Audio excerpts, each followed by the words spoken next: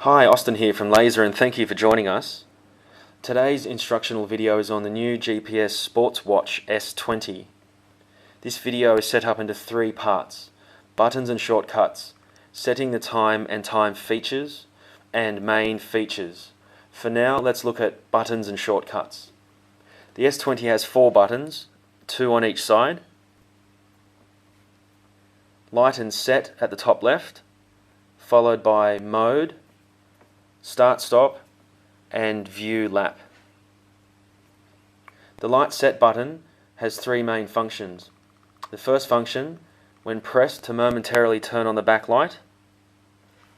The second function, when pressed and held, to take you to the time setting screen, indicated here by the flashing word time. And the third function is to scroll backwards through screens and settings options. Moving on to the mode button. The mode button has 2 main functions. The first function, when pressed, to enter into the main menu screen. We can see here the first option, run.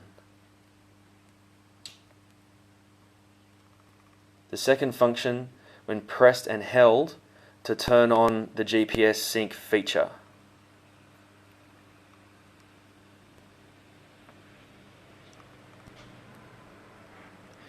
Moving on to the start stop button.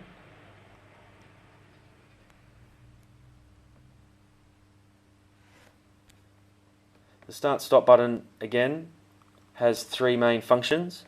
The first function, when pressed, to turn on the sports tracking feature.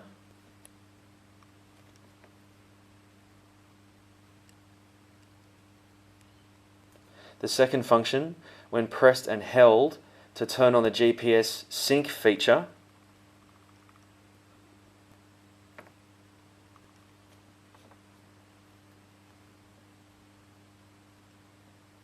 And the third, from any menu screen to scroll forwards through screens and setting options. Lastly, moving on to the view lap button. The first function, when pressed, to toggle you between each of the 2 time zones. The second function, when pressed and held, to change the time default screen to the alternate time zone.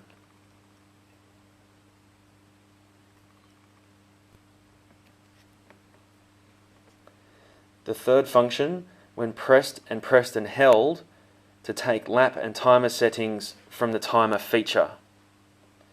Well, that concludes this section for buttons and shortcuts. We hope this video has been informative. The next section will be on setting the time and time features. Thank you.